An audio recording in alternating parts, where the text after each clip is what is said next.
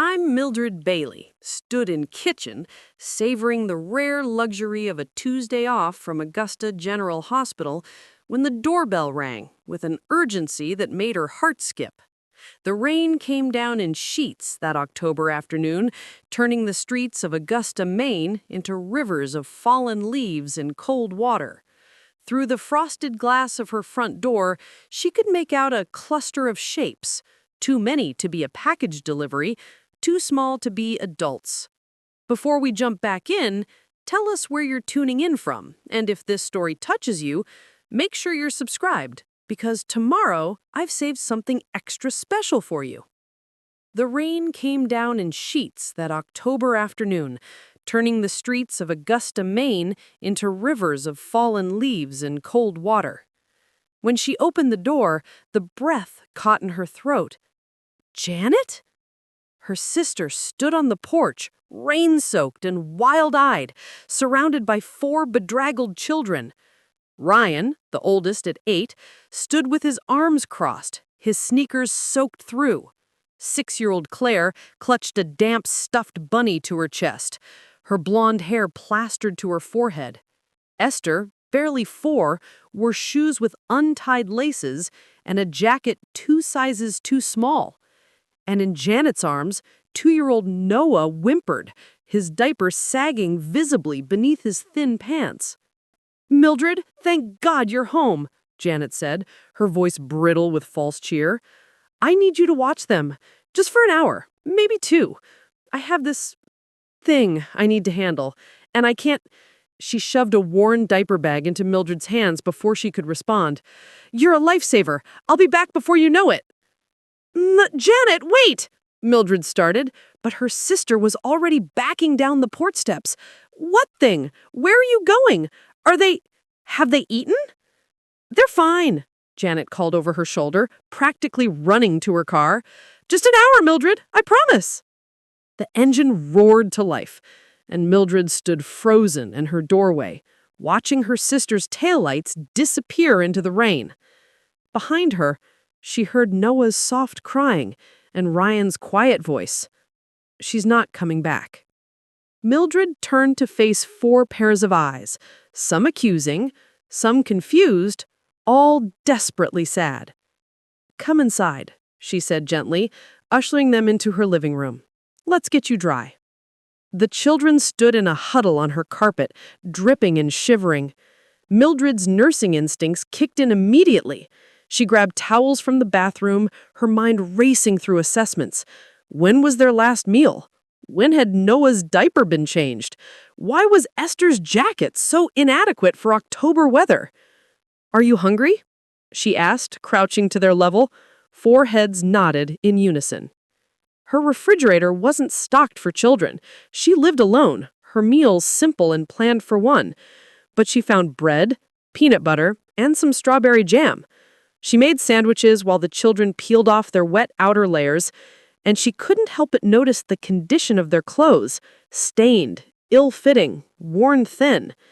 Ryan helped Esther out of her jacket, his movements practiced and weary. "We haven't eaten since this morning," he said quietly, not meeting her eyes. "Mom said we'd get lunch after we visited you." Lunch. It was nearly 4 o'clock.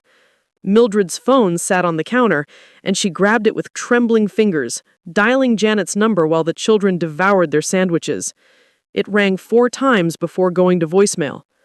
"Janet, call me back immediately. We need to talk about the children. How long will you actually be?" She tried 3 more times over the next hour. Voicemail, voicemail, voicemail. By 6 o'clock, as darkness settled over Augusta and the rain continued its relentless assault, Mildred had to face reality.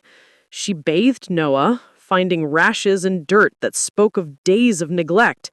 She changed his diaper, the only spare in the bag already used, and dressed him in one of her soft t-shirts that hung to his ankles like a nightgown. Claire sat on the couch, still clutching her bunny, her eyes darting to the window every time headlights passed. "When is Mommy coming back?" "Soon, sweetheart," Mildred lied, her heart breaking. "Let's get you ready for bed, okay?" She had one guest bedroom with a full bed, meant for the friends who occasionally visited from her nursing school days, not for 4 abandoned children. But she made it work, tucking Ryan and Claire on one side, Esther curled between them, and Noah nestled against the pillows. She brought them water, found an old storybook from her own childhood, and read until their eyes grew heavy. "Aunt Mildred?" Ryan's voice was small in the darkness. "Where did Mom go?" The question hung in the air like the sword of Damocles. She smoothed his hair back, choosing her words carefully. "I don't know yet, honey, but you're safe here. I promise." She didn't sleep that night. Instead, she sat at her kitchen table, staring at her phone and willing it to ring. At 2 a.m, she finally dumped out the contents of the diaper bag, searching for anything that might explain Janet's actions. Among the diapers and juice boxes and broken crayons, she found it. A note, crumpled and hastily written on the back of a gas station receipt. "I'll be back soon. Thanks, Mildred." No explanation. No emergency contact. No indication of when soon might be. Just 7 words that confirmed what Ryan knew the moment his mother's car pulled away. She wasn't coming back.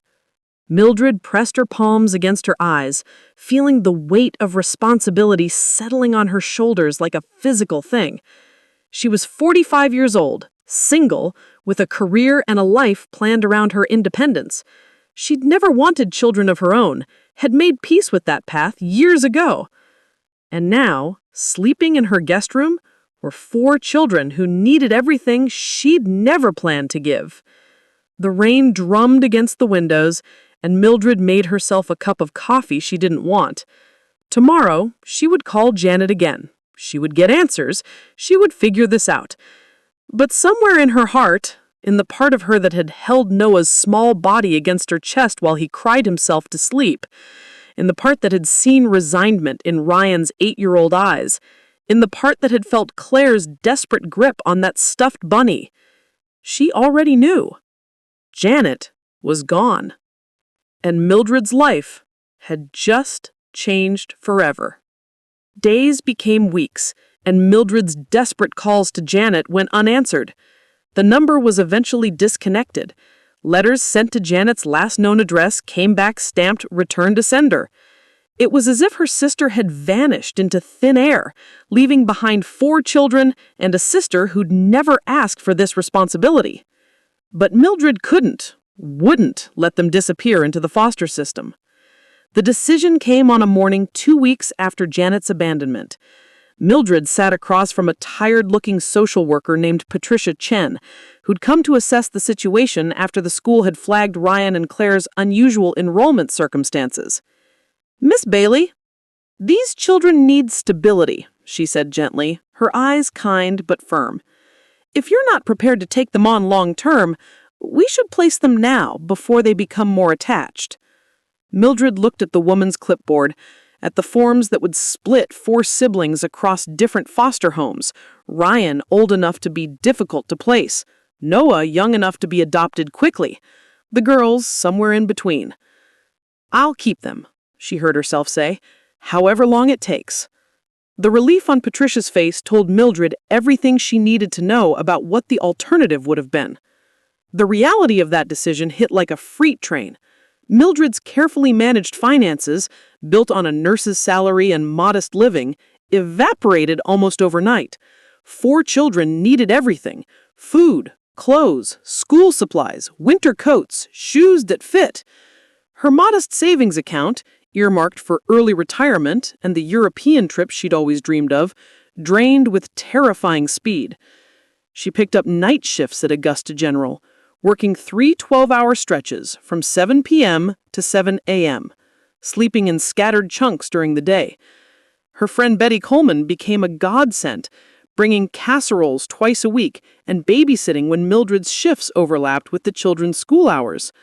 "You look like death," Betty said bluntly, one evening finding Mildred asleep at the kitchen table, still in her scrubs, a pile of bills spread before her. "I feel like it," Mildred admitted, rubbing her eyes. I don't know how people do this, Betty. How do parents afford everything? Betty squeezed her shoulder. One day at a time, hun, and with help. You're not alone in this. But some nights, Mildred felt desperately alone. She'd stand in the shower, her only private moment, and let silent tears mix with the water. She was 45 years old and starting over with 4 children. The life she'd imagined, the freedom she'd worked toward, was gone. And the worst part?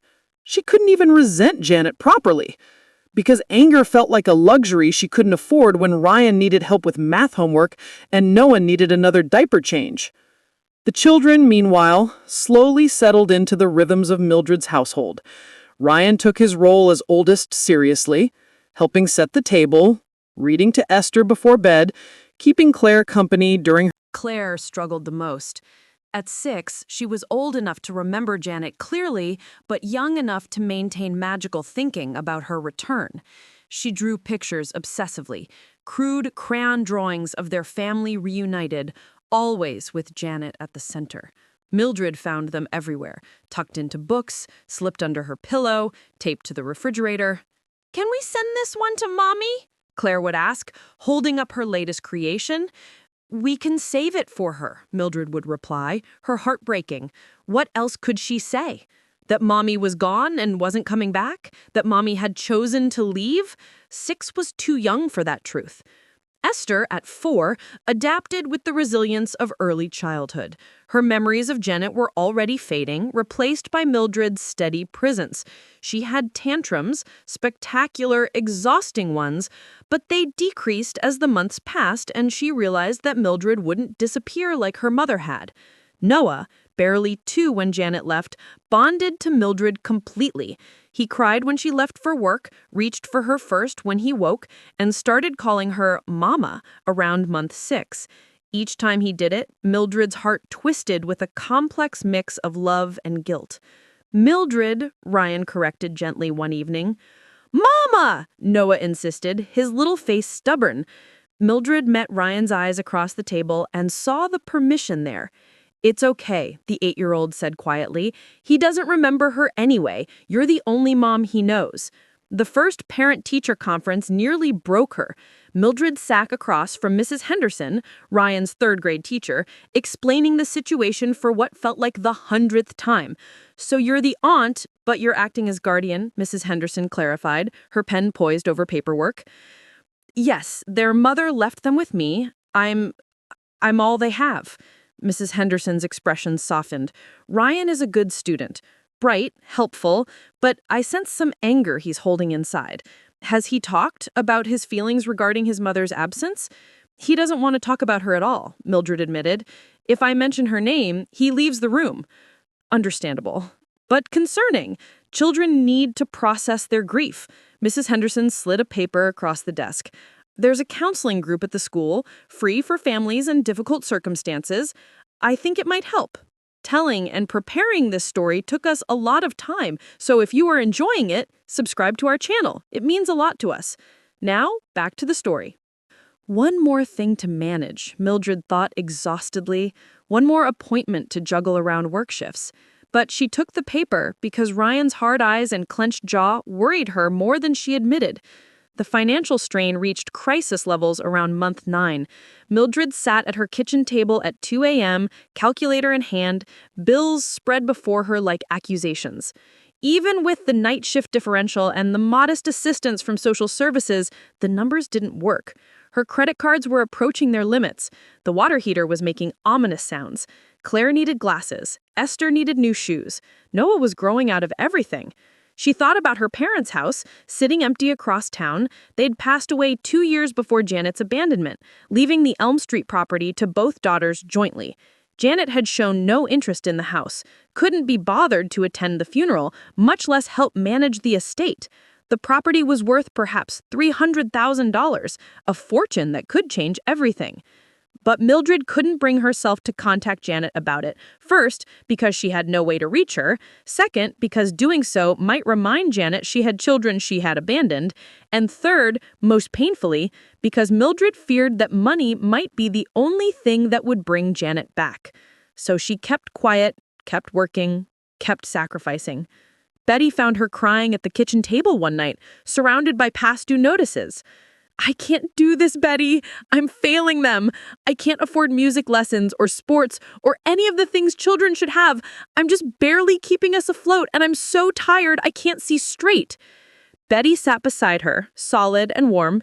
Look at me, Mildred Bailey. She waited until Mildred met her eyes.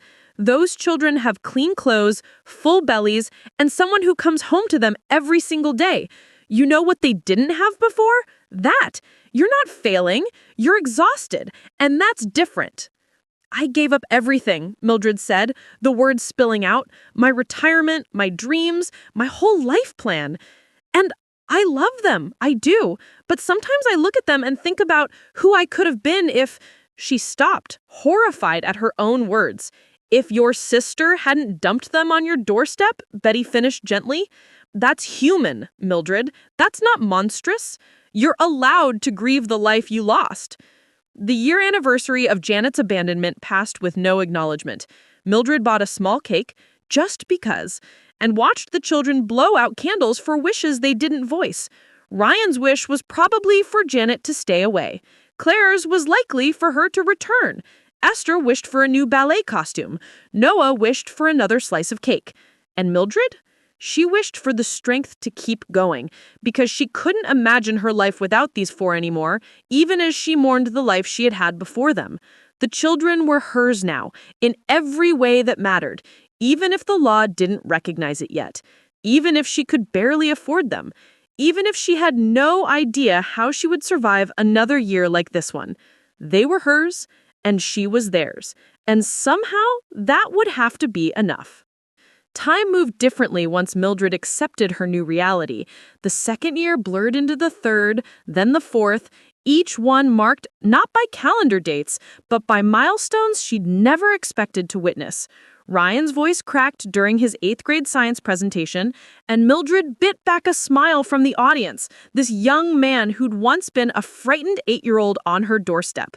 By 15, he towered over her, his frame filling out with adolescence, and his quiet competence became the backbone of their household.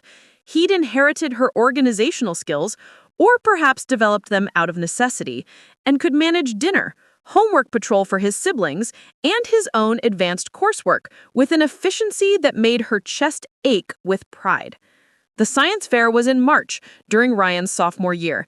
Mildred had worked a double shift the night before, 16 hours on her feet in the cardiac unit, and should have gone home to sleep. Instead, she drove directly to the high school gymnasium, running on coffee and determination. Ryan's project on renewable energy efficiency sat in the back corner, his presentation board meticulously detailed.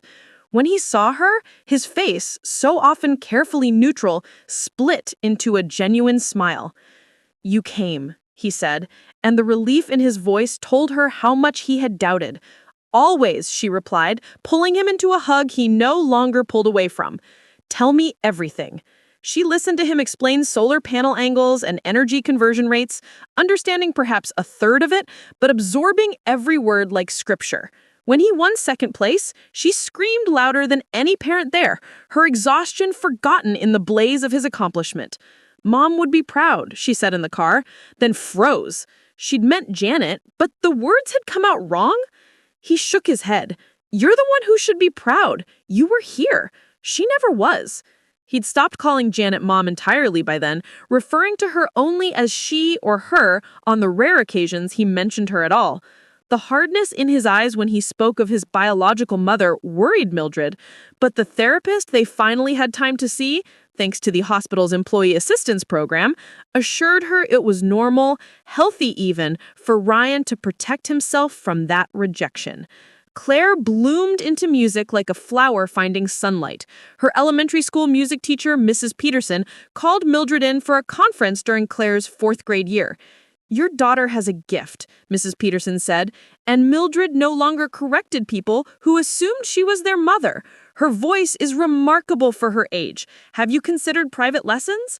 Mildred looked at the pamphlet for the Augusta Arts Academy, saw the tuition costs, and felt her stomach drop. We can't afford..." There are scholarships, Mrs. Peterson interrupted gently, and payment plans. Claire could go far with the right training. So Mildred picked up an extra shift each month, and Claire began voice lessons with a retired opera singer who worked out of her home for rates that were probably charity disguised as business. 2 years later, at 12, Claire performed a solo at the regional choir competition, Ave Maria in Latin, her young voice clear and achingly pure. Mildred sat in the audience between Esther and Noah with Ryan on the end, and when Claire's voice soared on the final note, tears streamed down her face unchecked. Betty, beside her, handed her a tissue without comment. "That's our sister," Esther whispered proudly, and the possessiveness in her voice, "our sister, our family," made Mildred cry harder. After the performance, Claire ran to them, still in her choir dress, and Mildred caught her in a fierce embrace. "You were perfect, sweetheart, absolutely perfect. I was so scared," she admitted into her shoulder, "but I looked for you in the audience, and when I saw you, I knew I could do it." Something in Mildred's chest cracked open then, a fierce protectiveness mixed with humility. She was the anchor these children looked for in their storms. When had that happened? When had she become essential? Esther found her outlet in dance. The ballet classes started as a birthday gift when she turned 8, 6 months of lessons, bought with tax return money Mildred should have saved. But Esther's face when she put on her first leotard, when she learned her first plie, was worth every penny of financial precariousness. Aunt Mildred, watch! She would pirouette through the house, practice arabesques in the grocery store, demonstrate her latest combination during dinner. By 10, she'd made the competitive dance team, an honor that came with a price tag. Mildred thought about that house. Sturdy, paid off, with a yard where the children could play. Her current rental was cramped, expensive, and the landlord was starting to make noises about raising the rent. "I'll move into it," she decided. "Can I do that without her signature?" "Legally, yes, if you're paying the property taxes and maintaining it, but she still owns 50%. So Mildred moved her makeshift family into her childhood home, the house where she and Janet had grown up. The children spread out into bedrooms they didn't have to share. There was a yard for Noah's soccer practice, a quiet corner where Claire could practice her scales, and a garage Ryan could use for his science experiments. It felt like stability, like permanence, like home. Janet's absence became a fact of life rather than an open wound. The children rarely mentioned her anymore. Social services checked in periodically, noting how well-adjusted the children were, how stable the home environment was. The caseworker, Patricia Chen, became almost a friend. "You've done something remarkable, Mildred," Patricia said during a routine visit in Year 6. "These kids were heading for difficult outcomes. You changed their trajectory completely." "I just loved them," Mildred said simply. "That's all." "That's not all, and you know it. You sacrificed your entire life plan for children who weren't even yours." "But they were hers. Maybe not legally, not biologically, but in every way that actually mattered." Ryan turned 16 and got his driver's license, immediately volunteering to handle school pickups so Mildred could sleep after night shifts.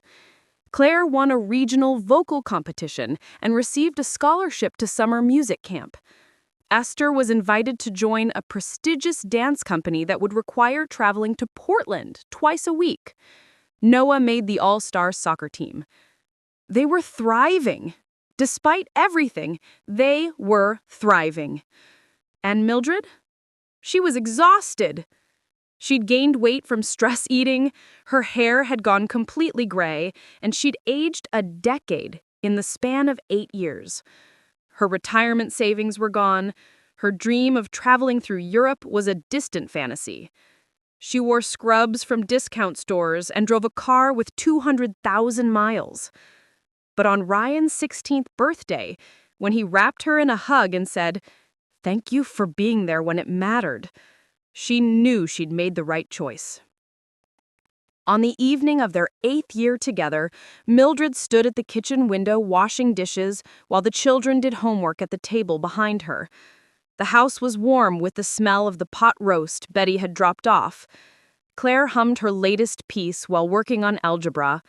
Esther practiced pointing her toes under the table. Noah colored a picture of his soccer team. Ryan was already done with his homework, now helping Esther with her geometry. This was her life. Not the one she'd planned, but the one she'd built from the wreckage Janet had left behind. "Mom," Noah called, and she turned without thinking. "Can I have juice?" "After dinner, sweetheart." She caught Ryan's eye, and he smiled at her. A rare, genuine smile that erased the angry 8-year-old he'd been and revealed the young man he'd become. And Mildred thought, this is enough. This is more than enough. This is everything.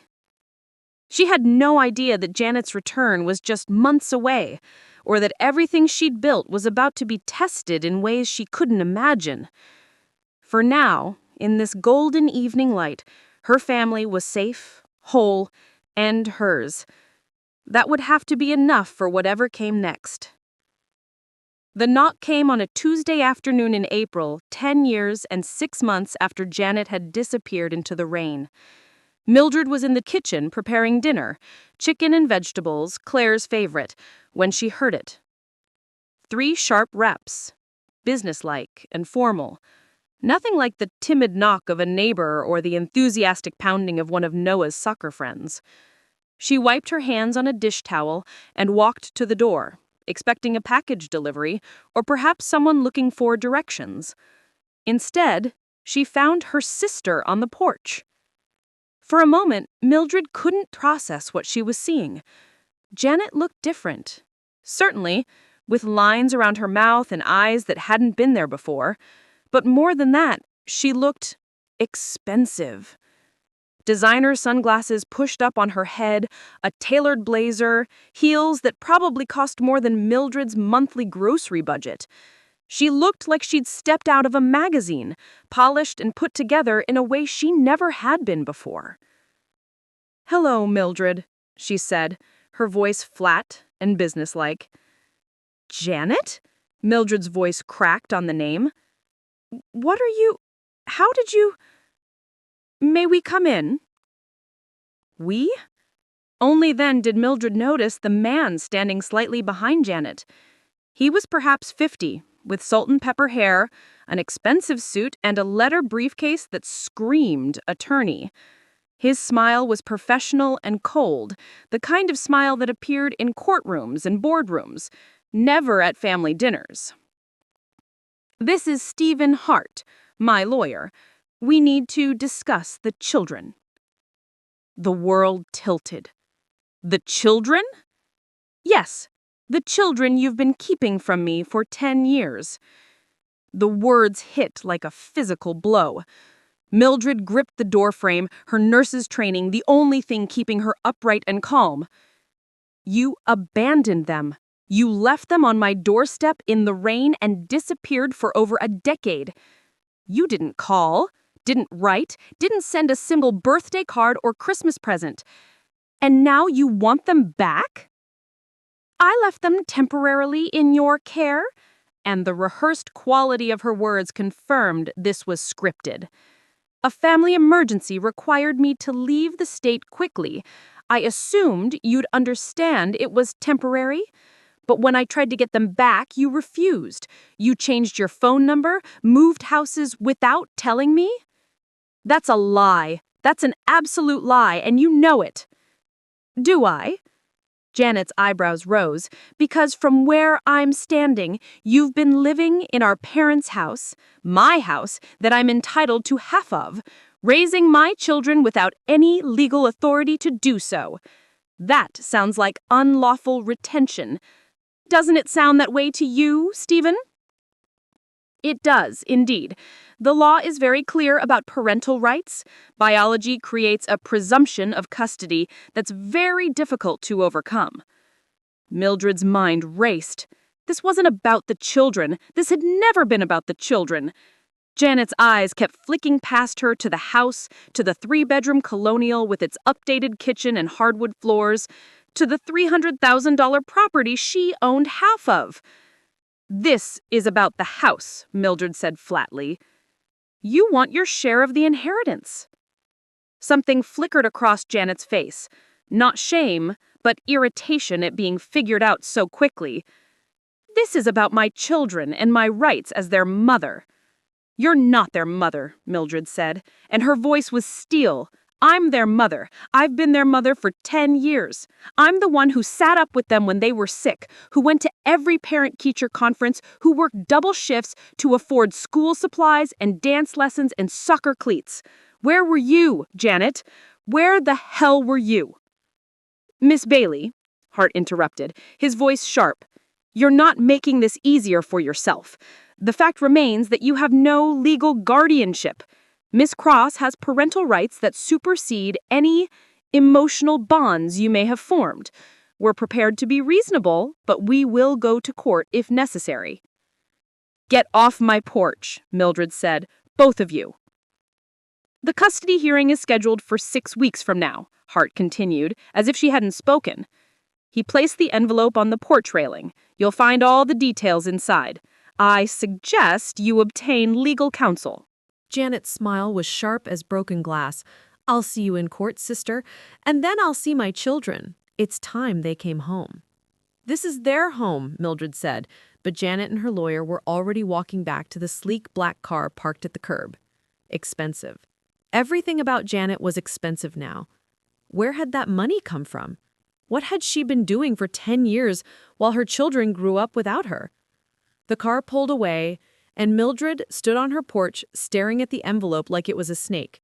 Her hands shook as she picked it up, broke the seal, pulled out the legal documents inside. Cross v. Bailey. Petition for emergency custody and determination of parental rights. The words blurred.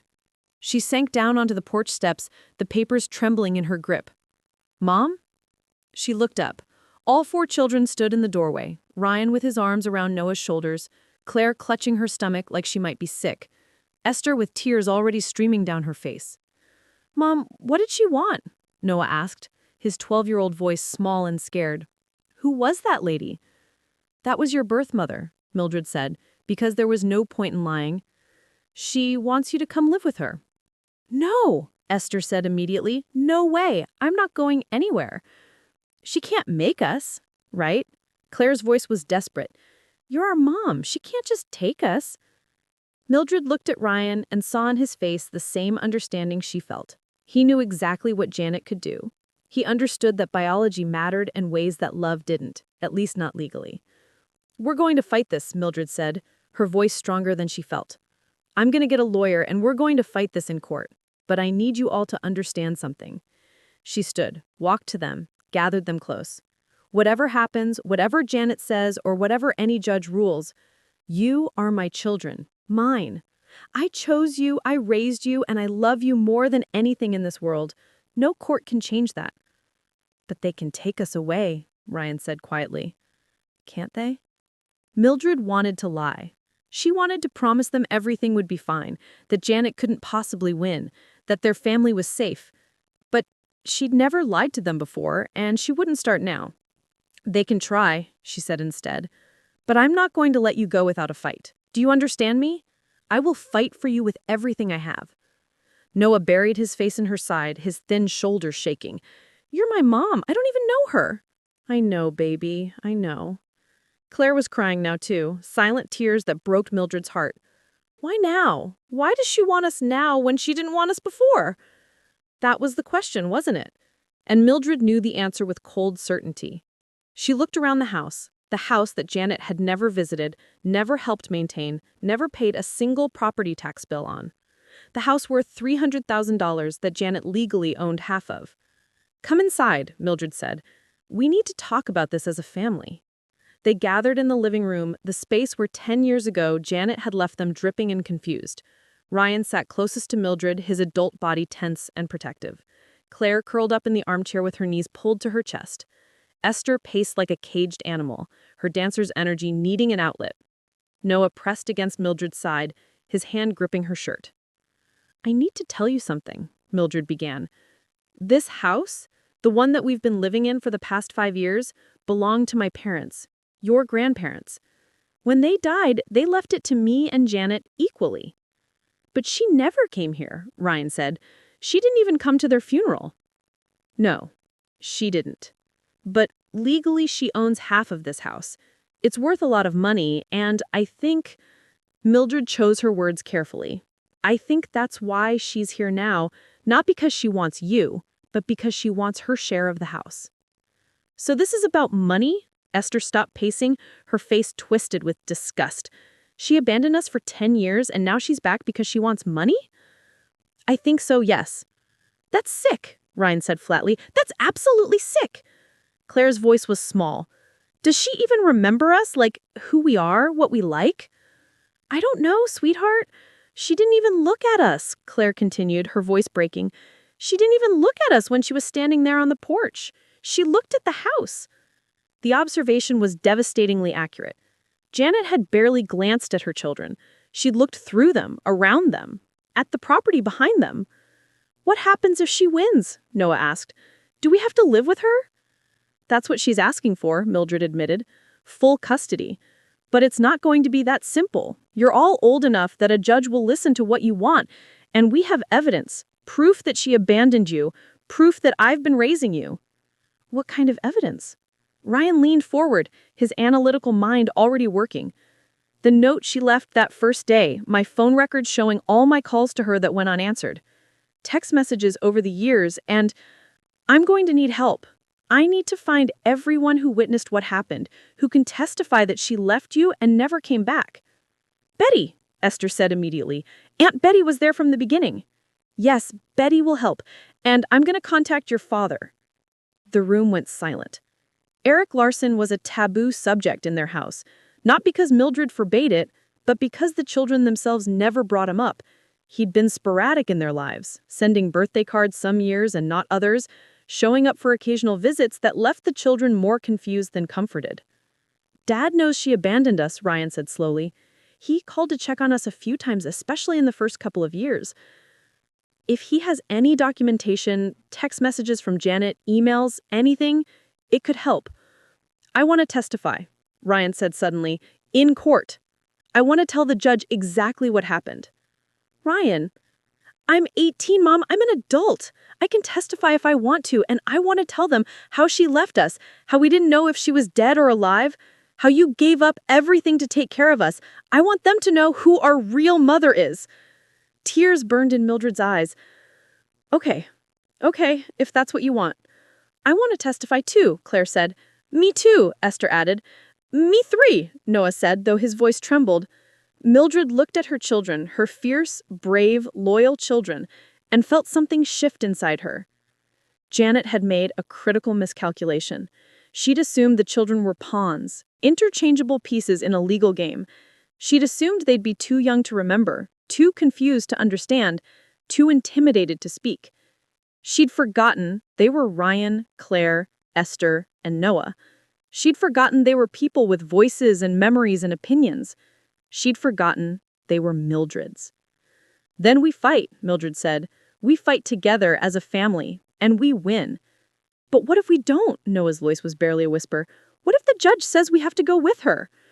Mildred pulled him closer. Then we appeal. Then we fight harder. Then we do whatever it takes. But Noah, listen to me. She waited until he looked up at her. No matter what happens in that courtroom, you are my son. All of you are my children.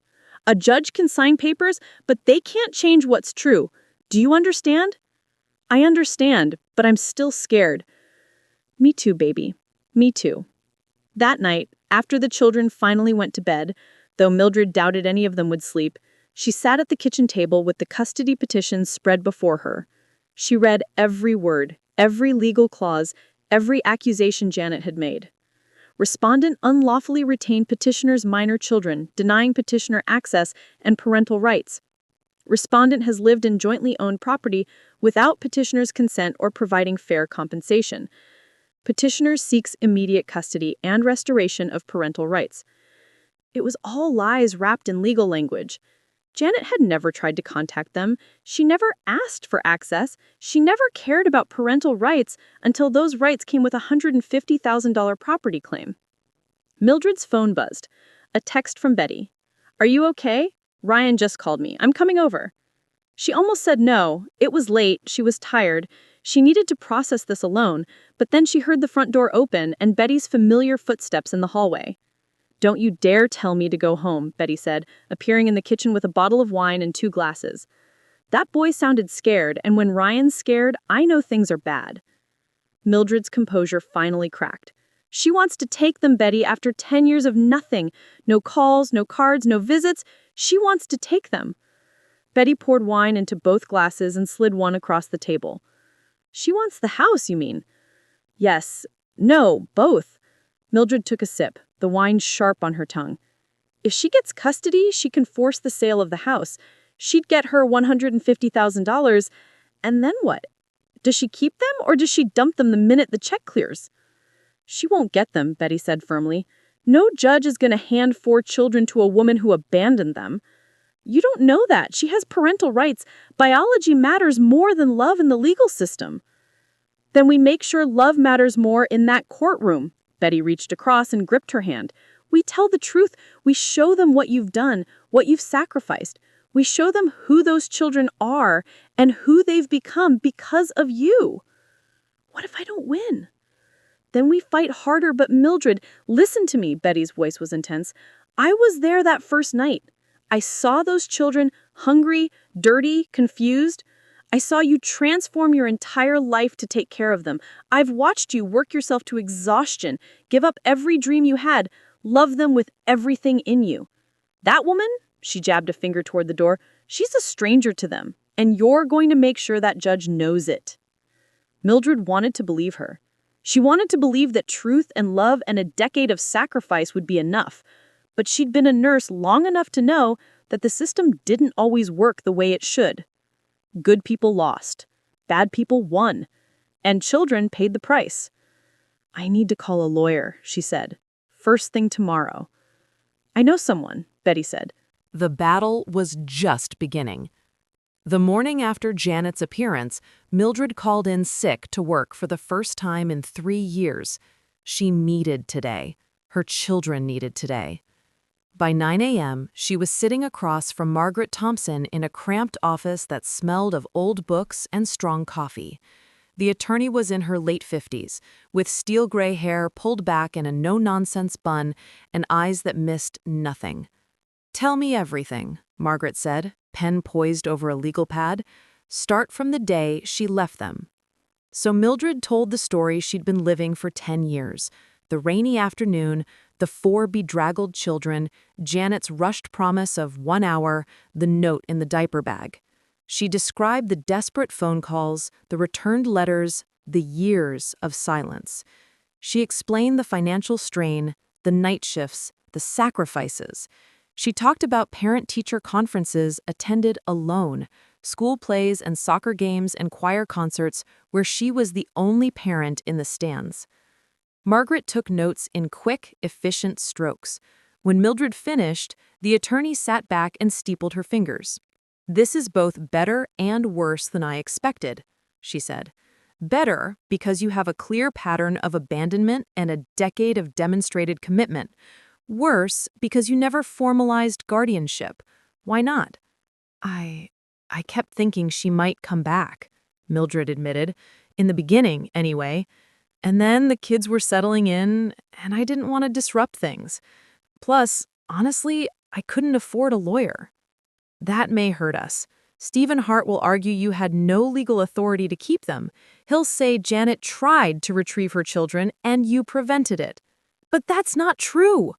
"I know, which is why we need to prove it." Margaret flipped to a fresh page. "Here's what we need: documentation of abandonment, proof you tried to contact her, witnesses to the children's condition when they arrived, evidence of your financial and emotional investment, and ideally, something that shows Janet's true motives for wanting them back now." "The house," Mildred said. "It has to be about the house." "Probably, but we need to prove it. Now, let's start with what you have. The note. Do you still have it?" "Yes. I kept everything from that first week." "Good. Phone records?" "I have my old phone in a drawer somewhere. All the call logs should still be there." Excellent. Text messages? Mildred thought back. She contacted me a few times over the years, always asking for money, never asking about the kids. I should still have those conversations. Perfect. What about witnesses? Betty Coleman. She was there from the beginning. She saw the condition the kids were in, heard me trying to reach Janet, watched me adjust my whole life for them. Margaret made a note. I'll need to interview her.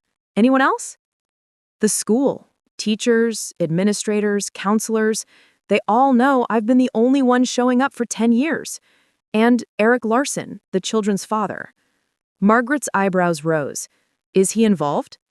Sporadically. He calls on birthdays sometimes, visits once every year or two, but he knows Janet abandoned them. He might have evidence. Texts from her, messages, something. Get me his contact information. If he has anything that proves Janet's mindset or intentions, it could be crucial. Margaret tapped her pen against the legal pad. The children. Ryan said he wants to testify? All 4 of them want to testify. That's unusual and potentially very powerful. Judges don't like disrupting established bonds, especially when the children are old enough to express preferences. Ryan's 18? Yes, he's a legally adult, which means he can't actually be taken against his will. But the younger 3, Margaret's expression sobered. I won't lie to you, Mildred. This is going to be hard. Janet has biological rights, and the law privileges those rights unless we can prove she's unfit or that removing the children would cause serious harm. Hart is good. Expensive, but good. He'll coach her, clean up her story, make her look like a victim. Can we win? Mildred's voice was steady, but her hands shook. Yes, I think we can, but we need to be thorough and we need to move fast. The hearing is in 6 weeks, which means we have exactly 6 weeks to build an airtight case. Margaret stood. Go home, find everything from that first week. The note, any documents Janet left, anything. Dig through your old phones and pull those text messages. Make a list of every person who can testify to what happened. Teachers, neighbors, social workers, doctors, anyone who's witnessed your relationship with those children over the past decade. Mildred nodded, feeling purpose cut through her fear.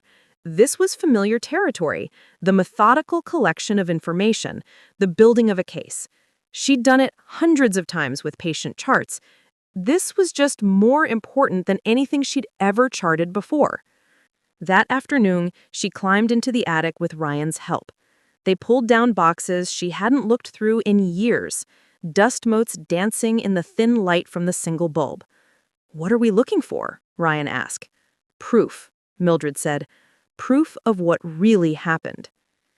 They found it in a banker's box labeled 2015, the year everything changed.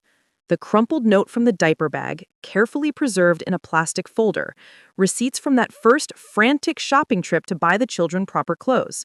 The diaper bag itself still containing a few emergency supplies Mildred never removed. God, I remember this, Ryan said softly, holding up a small Matchbox car, one of the few toys that had been in the bag. Mildred's heart clenched. Keep it, it's yours. They found her old phone next, an iPhone 5 with a cracked screen. When Mildred plugged it in, it took several minutes to power up, but eventually the screen flickered to life. She navigated to the call log from October 2015 and felt her stomach drop. 14 calls to Janet's number in the first 24 hours, 32 more over the following week, all marked as no answer or voicemail.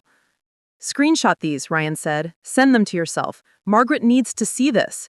They went through the phone systematically, calls, voicemails, Mildred's own voice, desperate and confused. Janet, where are you? The kids are asking for you. Please call me back. And most damningly, text messages. The text started 3 months after Janet's disappearance. Janet, I need money. Can you send $500? Where are you? The kids are asking about you. Just going through some stuff. Can you send it or not? Janet, we need to talk about the children. This can't be temporary forever. They're fine with you. Just send the money if you're going to. 6 months later. Need $800. Car broke down. The children miss you. When are you coming back? Stop asking. Just send the money if you're going to. A year later, Claire drew you a picture. Can I mail it somewhere? Don't contact me anymore. I'll reach out when I'm ready. The pattern was clear and damning. Janet had never once asked how the children were doing, what they needed, if they were healthy or happy. Every contact was about money, and when Mildred tried to discuss the children, Janet shut her down or disappeared again. Ryan stared at the phone screen, his jaw tight. She never cared, not even a little bit. "I'm sorry," Mildred said softly. "Don't be. You showed me what a real parent looks like." He met her eyes. "This is going to help, right? This proves she abandoned us? It proves she wasn't interested in being your mother. It proves I tried to maintain contact, and it proves she only saw me as a source of money." Mildred took the phone. "Margaret's going to love this." Over the next 3 days, Mildred became a woman possessed. She contacted every teacher the children had ever had, every coach, every counselor. She pulled medical records showing she'd been listed as the emergency contact and primary caregiver for a decade. She gathered report cards, permission slips, school registration forms, all bearing her signature, never Janet's. Betty agreed to testify, of course, but she also made phone calls of her own. She contacted neighbors who'd watched the children grow up, friends who'd witnessed Mildred's exhaustion and dedication, even the pastor at the church where Claire sometimes sang. "Everyone remembers that first year," Betty reported, "when you looked like you might collapse but kept going anyway. People saw Mildred. People remember." The hardest call was to Eric Larson. Mildred hadn't spoken to him in almost a year, and their relationship had always been cordial but distant. He'd paid child support sporadically, visited when he could, but he'd made it clear he wasn't capable of being a full-time father. "Mildred?" His voice was surprised when he answered. "Is everything okay?" "No," she said honestly. "Janet's back. She's suing her custody." Need $800. Car broke down. The children miss you. When are you coming back? Stop asking. Just send the money if you're going to. A year later. Claire drew you a picture. Can I mail it somewhere? Don't contact me anymore. I'll reach out when I'm ready. The pattern was clear and damning. Janet had never once asked how the children were doing, what they needed, if they were healthy or happy. Every contact was about money. And when Mildred tried to discuss the children, Janet shut her down or disappeared again. Ryan stared at the phone screen, his jaw tight. She never cared, not even a little bit. "I'm sorry," Mildred said softly. "Don't be. You showed me what a real parent looks like." He met her eyes. "This is going to help, right? This proves she abandoned us? It proves she wasn't interested in being your mother. It proves I tried to maintain contact. And it proves she only saw me as a source of money." Mildred took the phone. "Margaret's going to love this." Over the next 3 days, Mildred became a woman possessed. She contacted every teacher the children had ever had, every coach, every counselor. She pulled medical records showing she'd been listed as the emergency contact and primary caregiver for a decade. She gathered report cards, permission slips, school registration forms, all bearing her signature, never Janet's. Betty agreed to testify, of course, but she also made phone calls of her own.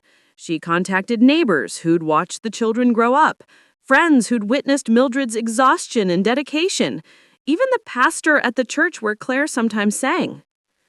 "Everyone remembers that first year," Betty reported, "when you looked like you might collapse but kept going anyway.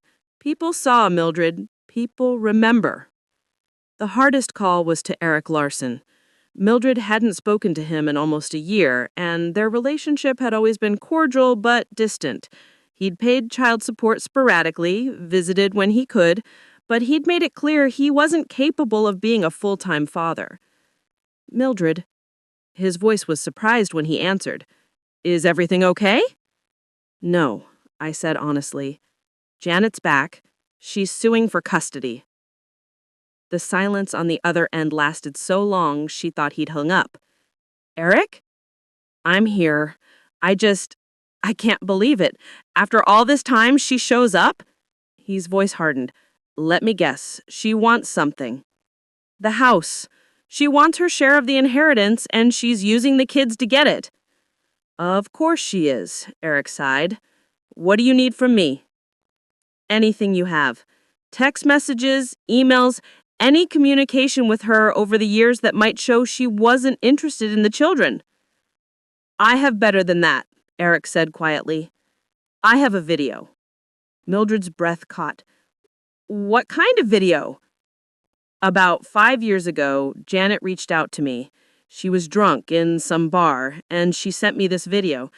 Bragging, basically, about how she dumped the kids on you and started over, how she had a new life, a new boyfriend, and she was done with the mom thing. His voice was disgusted. I kept it because I thought someday she might try to come back and pretend she'd been a victim. Looks like I was right. Eric, that could change everything. I'll send it to you tonight. And, Mildred, he paused. Thank you for raising my kids when neither of us, their parents, could do it. They're good kids because of you. The video arrived at 11 p.m. Mildred sat alone in her darkened kitchen, phone in hand, and pressed play. Janet appeared on screen, younger but recognizable, in what looked like a dive bar. She was laughing, clearly intoxicated, as she leaned toward the camera. Eric, you'll never believe what I did. I dropped the kids with Mildred, just drove away. They were so confused. She laughed harder. But seriously, I'm done. 4 kids? That's too much, man. I'm starting over. New life, new guy, no baggage. Mildred can deal with them. She always wanted to be a mom anyway. I just need money to get set up somewhere new, and then I'm free. The video ended.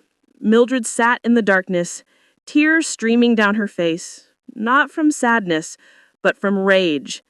This was what Janet thought of her children. Baggage, a burden she'd shed to start fresh. She forwarded the video to Margaret with a simple message, "This is what we're fighting." Margaret's response came within minutes. "This changes everything. She just handed us the case." The next morning, Mildred sat the children down at breakfast. She'd been protecting them from the worst of it, but they deserved to know the truth. "I need to tell you something," she began. "Your father sent me a video. It's about 5 years ago, and in it, your birth mother talks about why she left you with me." Claire's hand tightened on her orange juice glass. "What does she say?" "She says she wanted to start over. That you were," I couldn't bring myself to say the word baggage, "that raising 4 children was too much for her and she wanted a new life." The silence was deafening. "Can we see it?" Ryan asked. "I don't think that's a good idea." "Mom," his voice was firm, "we're not kids anymore. We deserve to know the truth." So she showed them. She played the video on her laptop while her 4 children sat around the kitchen table and watched their birth mother dismiss them as inconveniences, laugh about abandoning them, and celebrate their freedom. When it ended, no one spoke. Finally, Esther broke the silence. "Good." They all looked at her. "Good," she repeated, her voice fierce. "Now we know for sure. Now there's no wondering if maybe she had a good reason, or maybe she was in trouble, or maybe she missed us. She left because she wanted to. And she doesn't get to come back and pretend otherwise." "It's going to be used in court," Mildred said. "The judge will see it. Everyone will see it." "Good," Claire echoed, though tears streamed down her face. "Let them see who she really is." Noah hadn't said anything. He'd watched the video with a confused expression, and now he looked up at Mildred with wet eyes. "She didn't want us?" "Oh, baby," Mildred pulled him close. "But you did. You wanted us, right? Even though we weren't yours?" "You were always mine," Mildred whispered into his hair. Ryan stood abruptly. I want to see Margaret.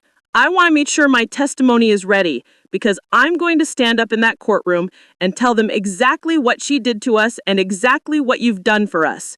Me too, Claire said. All of us, Esther added. Mildred looked at her children, her fierce, brave, loyal children, and felt something unbreakable form in her chest.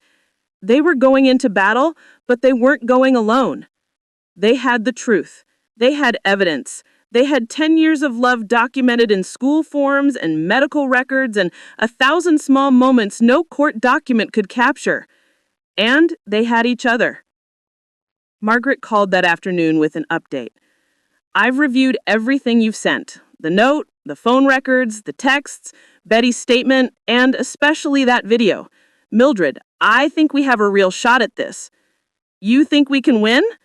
I think we're going to destroy her case. Hard strategy relies on Janet playing the victim, the struggling mother kept from her children. But we can prove she wasn't kept from anyone. She left. She stayed gone. And she only came back when there was money involved. What about the children testifying? It's risky. Cross-examination can be brutal, especially for kids. But if they're all willing, if they can handle it, Margaret paused. Their testimony could be what wins this. 4 children united in rejecting their biological mother and claiming you as their real parent? That's powerful. They can handle it, Mildred said with certainty. They've handled worse. Then we prepare. The hearing is in 3 weeks. Between now and then, we build the strongest case possible. Margaret's voice softened slightly. Mildred, I want you to know, I don't take many cases pro bono anymore. But this one, I'm not charging you my full rate. What you've done for these kids, it deserves to be protected. Mildred's throat tightened. Thank you. Don't thank me yet. Thank me when we win. The next 3 weeks passed in a blur of preparation. Ryan practiced his testimony until he could recite it without his voice shaking. Claire wrote out everything she wanted to say, every moment she'd waited for her mother to call. Esther's statement was short, but devastating in its honesty. Noah practiced answering Margaret's questions, though he still needed Mildred's hand to hold when he spoke. Betty gathered statements from neighbors, teachers wrote letters describing Mildred's involvement, the school counselor provided documentation of sessions after Janet's abandonment. Medical records showed Mildred at every appointment, every emergency room, every vaccination. The evidence mounted into an undeniable mountain of truth. 3 days before the hearing, Margaret called with an update. Hart reached out. Janet wants to settle. Settle how? She'll drop the custody claim if you buy out her share of the house. So it was about the money. It had always been about the money. How much? $150,000.